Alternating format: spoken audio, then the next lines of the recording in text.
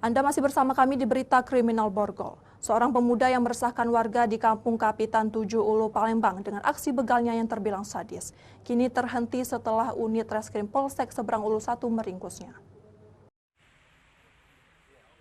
Tegar digiring unit Reskrim Polsek Seberang Ulu 1 Palembang untuk mempertanggungjawabkan perbuatannya. Pelaku merupakan residivis ini diamankan petugas lantaran telah melakukan penodongan terhadap Marleni, 42 tahun, seorang ibu rumah tangga.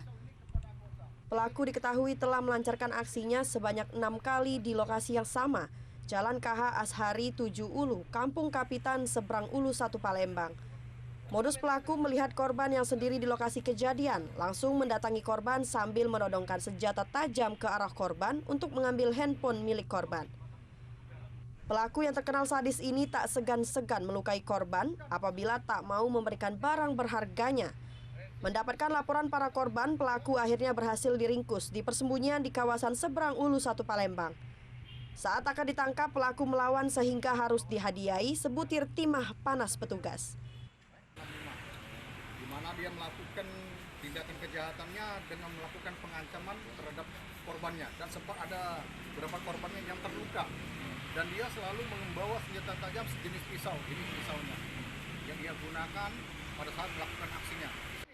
Atas perbuatannya, pelaku dijerat pasal 365 KUHP dengan ancaman di atas 5 tahun penjara. Dari Palembang, Muhammad David, iNews melaporkan.